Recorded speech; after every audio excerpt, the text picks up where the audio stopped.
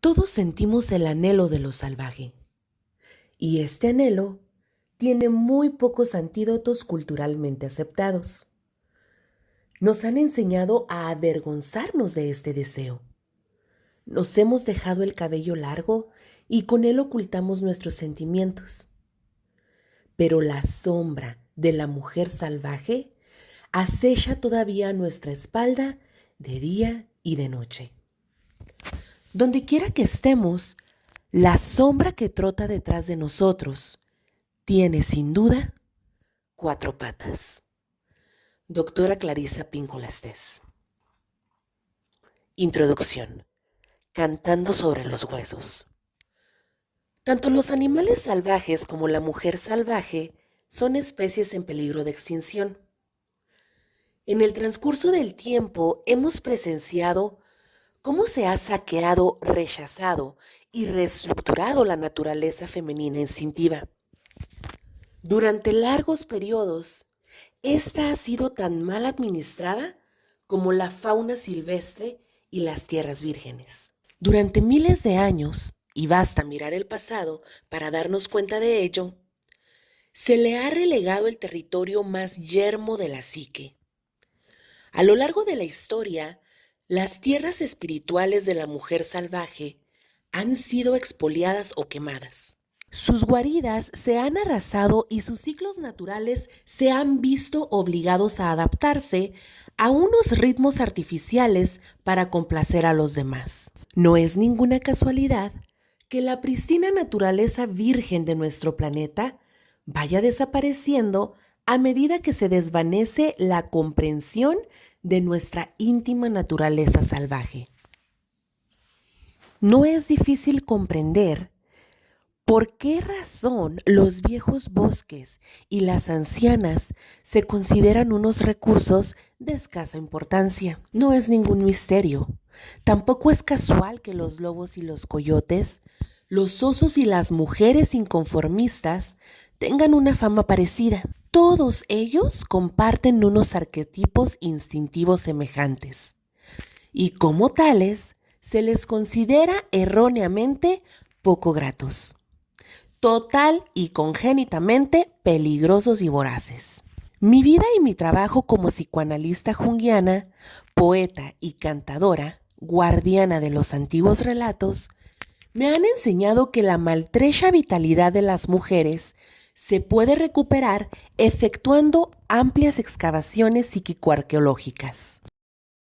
En las ruinas del subsuelo femenino, recurriendo a estos métodos, conseguimos recobrar las maneras de la psique instintiva natural y mediante su personificación en el arquetipo de la mujer salvaje, podemos discernir las maneras y los medios de la naturaleza femenina más profunda. La mujer moderna es un borroso torbellino de actividad. Se ve obligada a hacerlo todo para todos. Ya es hora de que se restablezca la antigua sabiduría. El título de este libro, Las mujeres que corren con los lobos, mitos y relatos del arquetipo de la mujer salvaje, procede de mis estudios de biología acerca de la fauna salvaje y de los lobos en particular. Los estudios de los lobos, Canis lupus y Canis rufus, son como la historia de las mujeres, tanto en lo concerniente a su coraje como a sus fatigas. Los lobos sanos y las mujeres sanas comparten ciertas características psíquicas, una aguda percepción, un espíritu lúdico y una elevada capacidad de afecto. Los lobos y las mujeres son sociables e inquisitivos por naturaleza y están dotados de una gran fuerza y resistencia. Son también extremadamente intuitivos y se preocupan con fervor por sus vástagos, sus parejas y su manada.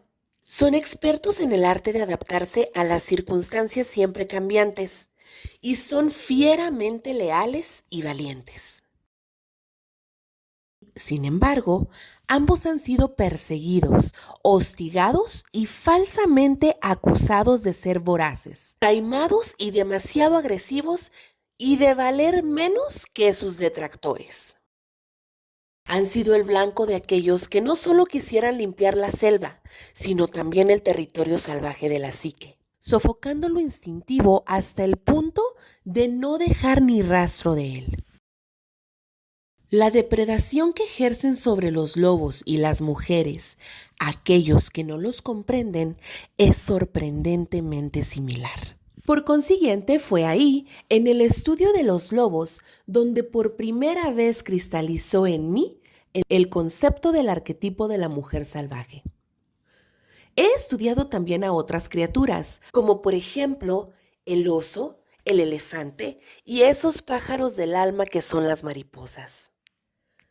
Las características de cada especie ofrecen abundantes indicios de lo que es posible conocer acerca de la psique instintiva femenina.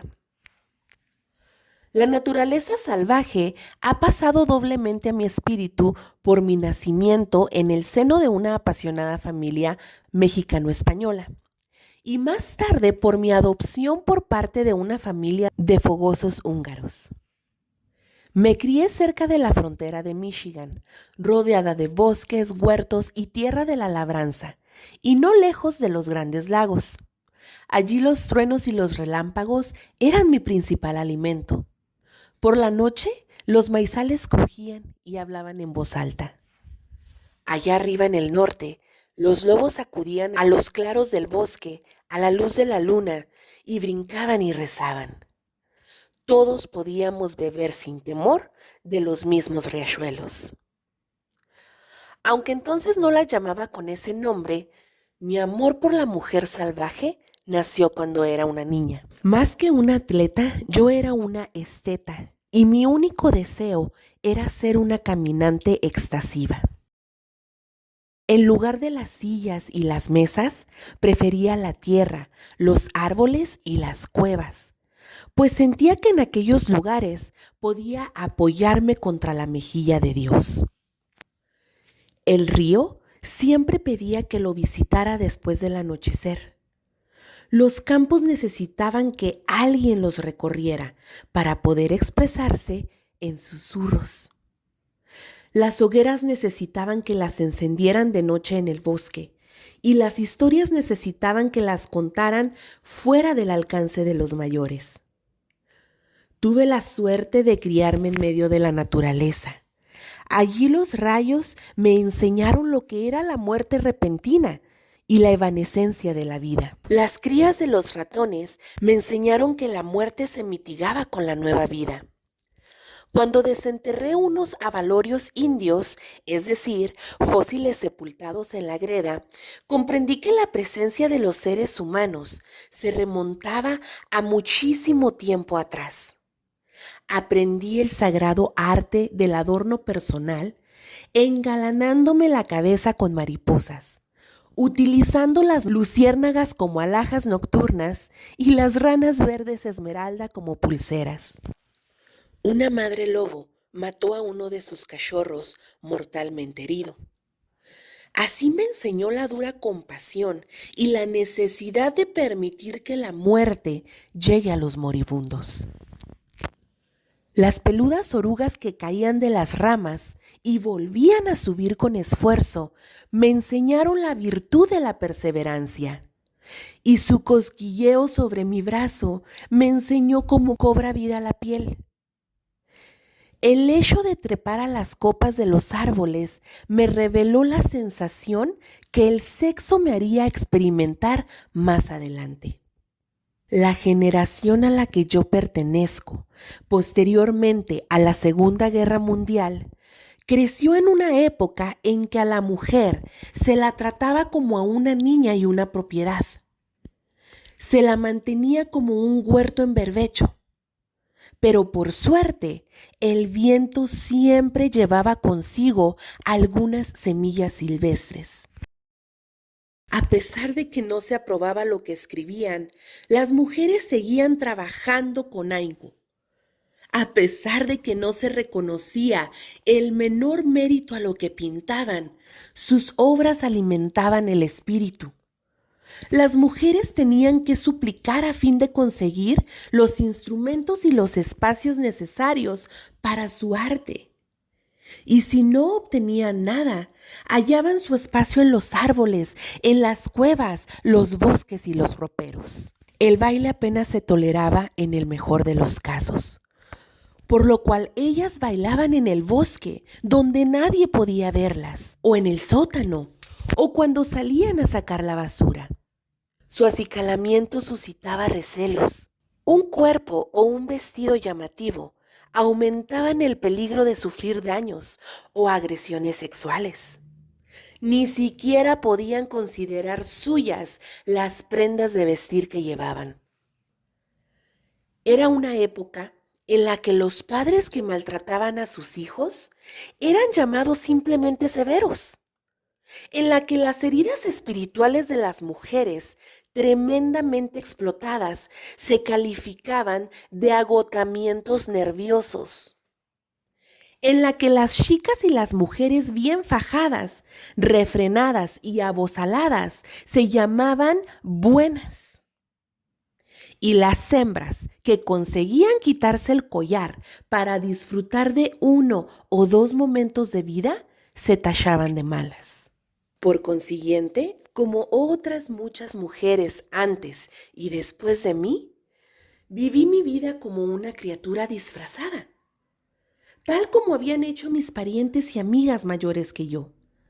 Me contoneaba, tambaleaba sobre zapatos de tacón y me ponía vestido y sombrero para ir a la iglesia.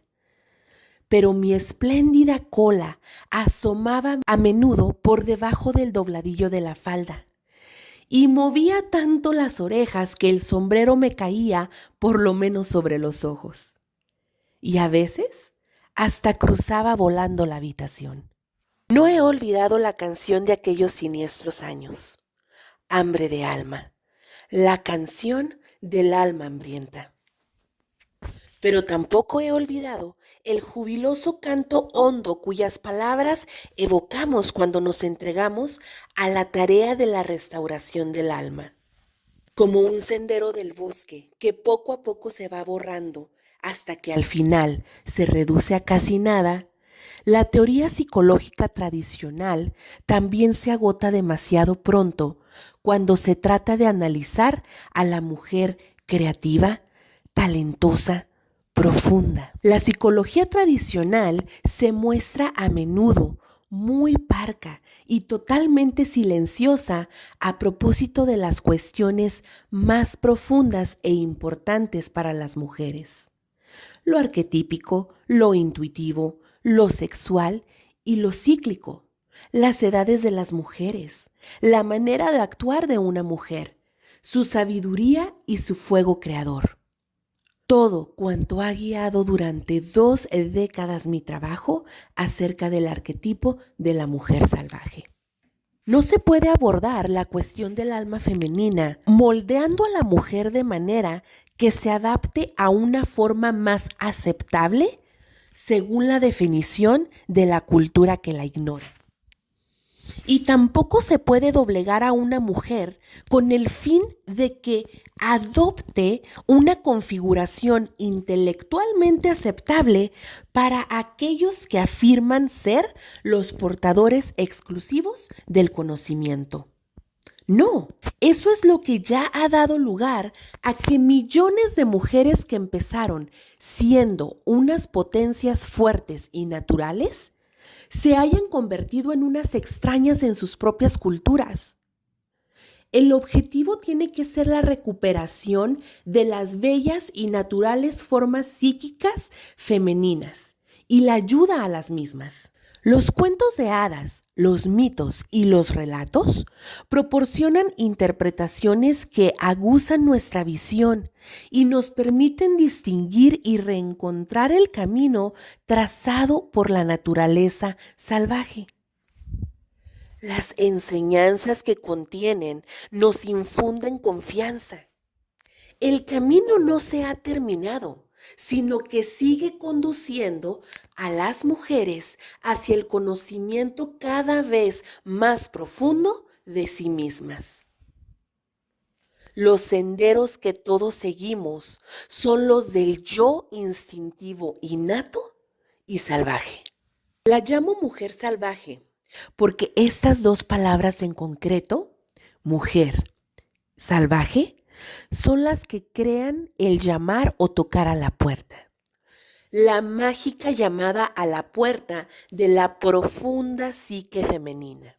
Llamar o tocar a la puerta significa literalmente tañer el instrumento del nombre para hacer que se abra una puerta. Significa utilizar unas palabras que dan lugar a la abertura de un pasadizo. Cualquiera que sea la cultura que haya influido en una mujer, esta comprende intuitivamente las palabras mujer salvaje. Cuando las mujeres oyen esas palabras, despierta y renace en ellas un recuerdo antiquísimo. Es el recuerdo de nuestro absoluto, innegable e irrevocable parentesco con el femenino salvaje. Una relación que puede haberse convertido en fantasmagórica como consecuencia del olvido. Haber sido enterrada por un exceso de domesticación y proscrita por la cultura circundante, o incluso haberse vuelto ininteligible. Puede que hayamos olvidado los nombres de la mujer salvaje. Puede que ya no contestemos cuando ella nos llama por los nuestros. Pero en lo más hondo de nuestro ser, la conocemos. Ansiamos acercarnos a ella. Sabemos que nos pertenece y que nosotras le pertenecemos. Nacimos precisamente de esta fundamental, elemental y esencial relación, y de ella derivamos también en esencia. El arquetipo de la mujer salvaje envuelve el ser alfa matrilíneo. Hay veces en que la percibimos, aunque solo de manera fugaz. Y entonces experimentamos el ardiente deseo de seguir adelante. Algunas mujeres perciben este vivificante sabor de lo salvaje durante el embarazo, durante la lactancia de los hijos, durante el milagro del cambio que en ellas se opera cuando crían a un hijo y cuando cuidan una relación amorosa con el mismo esmero con que se cuida un amado jardín. La existencia de la mujer salvaje también se percibe a través de la visión, a través de la contemplación de la sublime belleza. Yo la he percibido contemplando lo que en los bosques llamamos una puesta de sol de Jesús Dios. La he sentido en mi interior, viendo venir a los pescadores del lago en el crepúsculo con las linternas encendidas. Y asimismo, contemplando los dedos de los pies de mi hijo recién nacido, alineados como una hilera de maíz dulce. La vemos donde la vemos, o sea, en todas partes. Viene también a nosotros a través del sonido, a través de la música que hace vibrar el esternón y emociona el corazón. Viene a través del tambor, del silbido, de la llamada y del grito. Viene a través de la palabra escrita y hablada. A veces una palabra, una frase, un poema o un relato es tan sonoro y tan acertado que nos induce a recordar, por lo menos durante un instante, de qué materia estamos hechas realmente y dónde está nuestro verdadero hogar. Estos transitorios sabores de lo salvaje se perciben durante la mística de la inspiración. Ah, aquí está. O ya se ha ido. El anhelo que sentimos de la mujer salvaje surge cuando nos tropezamos con alguien que ha conseguido establecer esta relación indómita. El anhelo aparece cuando una se da cuenta de que ha dedicado muy poco tiempo a la hoguera mística o a la ensoñación y demasiado poco tiempo a la propia vida creativa, a la obra de su vida o a sus verdaderos amores. Y sin embargo, son estas fugaces experiencias que se producen tanto a través de la belleza como de la pérdida las que nos hacen sentir desnudas, alteradas y ansiosas, hasta el extremo de obligarnos a ir en pos de la naturaleza salvaje. Y llegamos al bosque o al desierto o a una extensión nevada y nos ponemos a correr como locas. Nuestros ojos escudriñan el suelo, aguzamos el oído, buscando arriba y abajo, buscando una clave, un vestigio, una señal de que ella sigue viva y de que no hemos perdido nuestra oportunidad. Y cuando descubrimos su huella, lo típico es que las mujeres corramos para darle alcance. Dejamos el escritorio, dejamos la relación, vaciamos nuestra mente, pasamos la página, insistimos en hacer una pausa, quebrantamos las normas y detengamos el mundo, pues ya no podemos seguir sin ella. Si las mujeres la han perdido, cuando la vuelven a encontrar, pugnarán por conservarla para siempre. Una vez que la hayan recuperado, lucharán con todas sus fuerzas para conservarla, pues con ella florece su vida creativa. Sus relaciones adquieren significado, profundidad y salud. Sus ciclos sexuales, creativos, laborales y lúdicos se restablecen. Ya no son el blanco de las depredaciones de los demás y tienen el mismo derecho a crecer y prosperar según las leyes de la naturaleza. Ahora, su cansancio del final de la jornada procede de un trabajo y un esfuerzo satisfactorios, no del hecho de haber estado encerradas en un esquema mental, una tarea o una relación excesivamente restringida. Saben instintivamente cuándo tienen que morir las cosas y cuándo tienen que vivir. Saben cómo alejarse y cómo quedarse. Cuando las mujeres reafirman su relación con la naturaleza salvaje, adquieren una observadora interna permanente, una conocedora, una visionaria, un oráculo, una inspiradora, un ser intuitivo, una hacedora, una creadora, una inventora y una oyente que sugiere y suscrita una vida vibrante en los mundos interior y exterior. Cuando las mujeres están próximas a esta naturaleza, dicha relación resplandece a través de ellas. Esa maestra, madre y mentora salvaje sustenta contra viento y marea la vida interior y exterior de las mujeres. Esa maestra, madre y mentora salvaje sustenta contra viento y marea la vida interior y exterior de las mujeres. Por consiguiente, aquí la palabra salvaje no se utiliza en su sentido peyorativo moderno, con el significado de falto de control, sino en su sentido original, que significa vivir una existencia natural, en la que la criatura posee una integridad innata y unos límites saludables. Las palabras mujer y salvaje hacen que las mujeres recuerden quiénes son y qué es lo que se proponen.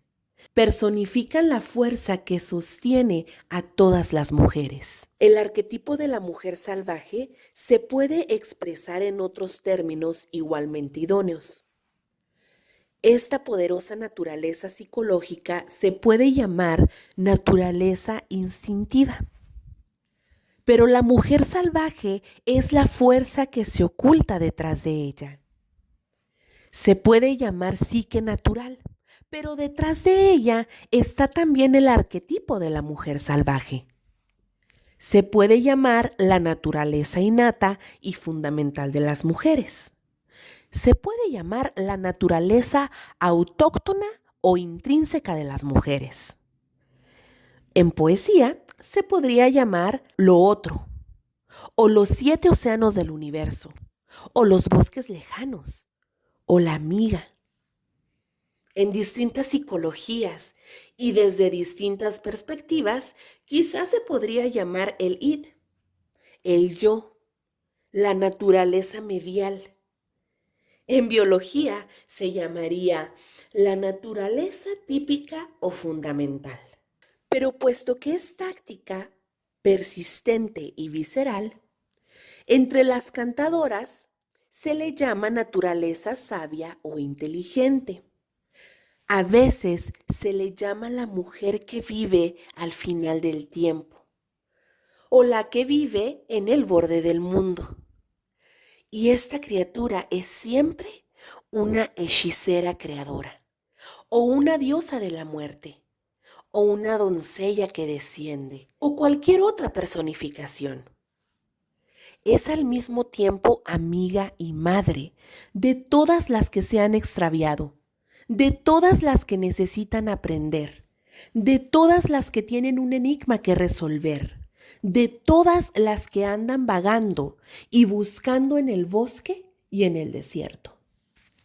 De hecho, en el inconsciente psicoide, un inefable estrato de la psique, del cual emana este fenómeno, la mujer salvaje es tan inmensa que no tiene nombre.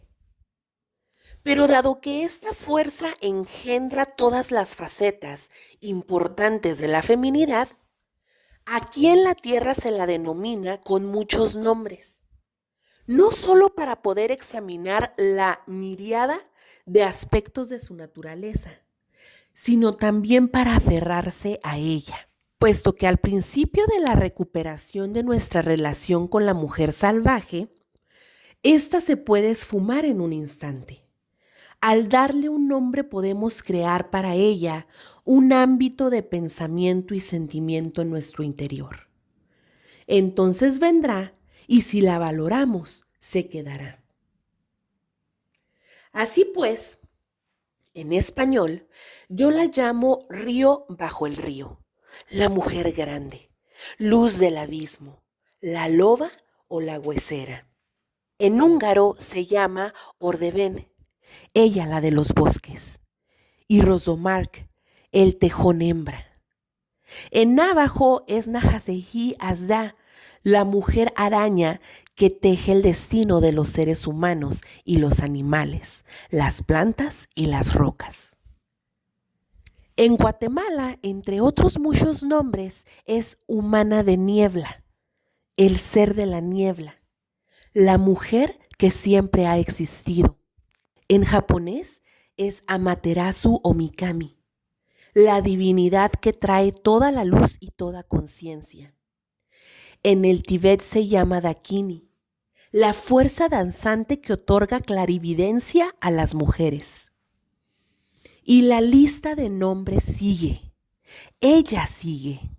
La comprensión de la naturaleza de esta mujer salvaje no es una religión, sino una práctica. Es una psicología en su sentido más auténtico, alma, conocimiento del alma. Sin ella, las mujeres carecen de oídos para entender el habla del alma o percibir el sonido de sus propios ritmos internos. Sin ella, una oscura mano cierra los ojos interiores de las mujeres y buena parte de sus jornadas transcurren en un tedio semiparalizador o en vanas quimeras. Sin ella, las mujeres pierden la seguridad de su equilibrio espiritual. Sin ella olvidan por qué razón están aquí. Se agarran cuando sería mejor que se soltaran. Sin ella, toman demasiado o demasiado poco o nada en absoluto. Sin ella, se quedan mudas cuando en realidad están ardiendo. Ella es la reguladora, el corazón espiritual, idéntico al corazón humano que regula el cuerpo físico. Cuando perdemos el contacto con la psique instintiva, Vivimos en un estado próximo a la destrucción y las imágenes y facultades propias de lo femenino no se pueden desarrollar plenamente. Cuando una mujer se aparta de su fuente básica, queda esterilizada, pierde sus instintos y sus ciclos vitales naturales, y estos son subsumidos por la cultura y por el intelecto o el ego, ya sea el propio o el de los demás. La mujer salvaje es la salud de todas las mujeres. Sin ella, la psicología femenina carece de sentido. La mujer salvaje es la mujer prototípica. Cualquiera que sea la cultura, cualquiera que sea la época, cualquiera que sea la política, ella no cambia. Cambian sus ciclos, cambian sus representaciones simbólicas, pero en esencia, ella no cambia. Es lo que es y ella es un todo. Se canaliza a través de las mujeres. Si éstas están aplastadas, ella las empuja hacia arriba. Si las mujeres son libres, ella también lo es. Afortunadamente, cuantas veces la hacen retroceder, ella vuelve a saltar hacia adelante. Por mucho que se le prohíba, reprima, constriña, diluya, torture, hostigue y se le tache de insegura, peligrosa, loca y otros epítetos, ella vuelve a aflorar en las mujeres, de tal manera que hasta la mujer más reposada y la más comedida guarda un lugar secreto para ella.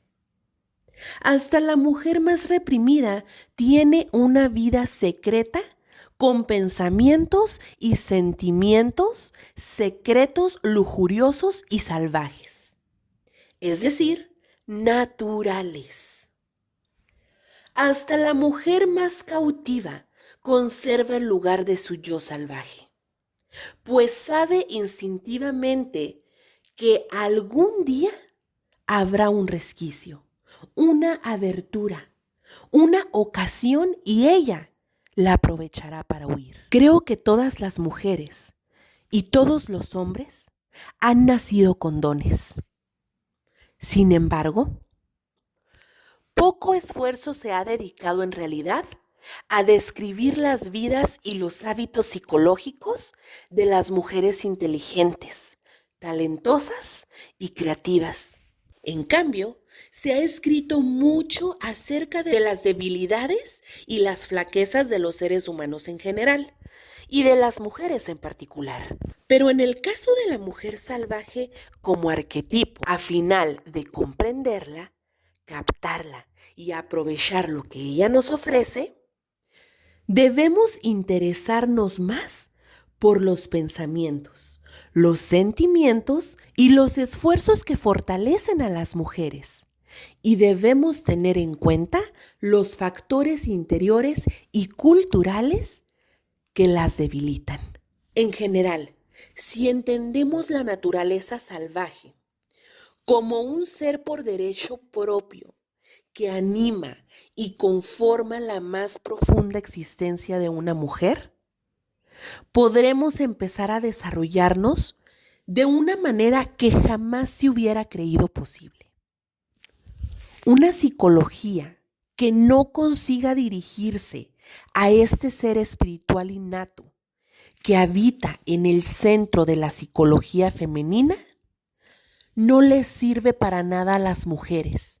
Y no les sirve tampoco a sus hijas, ni a las hijas de sus hijas, a lo largo de muchas generaciones por línea materna. Por consiguiente, para poder aplicar una buena medicina a las partes enfermas de la psique salvaje, para poder corregir la relación con el arquetipo de la mujer salvaje, hay que identificar convenientemente los trastornos de la psique. Aunque en la profesión clínica disponemos de un buen manual estadístico diagnóstico y una considerable cantidad de diagnósticos diferenciales, así como de parámetros psicoanalíticos que definen las psicopatías, a través de la organización, o ausente de ella, de la psique objetiva y del eje ego, yo, hay otras conductas y otros sentimientos definitorios que desde el marco de referencia de una mujer describen con enorme fuerza lo que ocurre. ¿Cuáles son algunos de los síntomas emocionales de una ruptura de la relación con la fuerza salvaje de la psique? Sentir, pensar o actuar crónicamente de alguna de las maneras que a continuación se describen es haber cortado parcialmente o haber perdido por entero la relación con la psique instintiva más profunda. Utilizando un lenguaje exclusivamente femenino, dichos síntomas son sentirse extremadamente seca, fatigada, frágil, deprimida, confusa, amordazada, abozalada, apática hasta el extremo, sentirse asustada, lisiada o débil, falta de inspiración, animación, espiritualidad o significado, avergonzada, crónicamente irritada, voluble, atascada, carente de creatividad, comprimida, enloquecida, sentirse impotente, crónicamente dubitativa, temblorosa, bloqueada e incapaz de seguir adelante, ceder la propia vida creativa a los demás, hacer elecciones que desgastan la vida al margen de los propios ciclos, sobreproteger el yo, sentirse inherente, insegura, vacilante e incapaz de controlar el propio ritmo o de imponerse límites. No empeñarse en seguir el propio ritmo, sentirse cohibida lejos del propio Dios o de los propios dioses. Estar separada de la propia revivificación, arrastrada hacia la domesticidad, el intelectualismo, el trabajo o la inercia por ser el lugar más seguro para alguien que ha perdido sus instintos. Temor a aventurarse en solitario o rebelarse. Temor a buscar un mentor, una madre o un padre. Temor a presentar un trabajo hasta que no se ha conseguido la perfección absoluta. Temor a emprender un viaje. Temor a interesarse por otro o por otros. Temor a seguir adelante, huir o venirse abajo. Rebajarse ante la autoridad. Perder la energía en presencia de proyectos creativos. Sentir encogimiento, humillación, angustia, entumecimiento, ansiedad. Temor a reaccionar con agresividad cuando ya no queda nada más que hacer. Temer probar cosas nuevas, enfrentarse con desafíos, hablar claro, oponerse, sentir náuseas, mareos, acidez estomacal.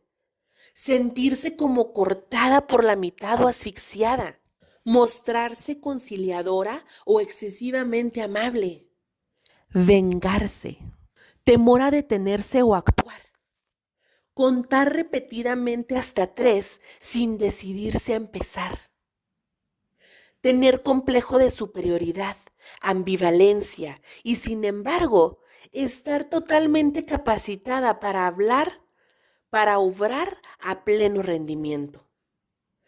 Estas rupturas no son una enfermedad de una era o un siglo, sino que se convierten en una epidemia en cualquier lugar y momento en que las mujeres estén cautivas en todas las ocasiones en que la naturaleza salvaje haya caído en una trampa.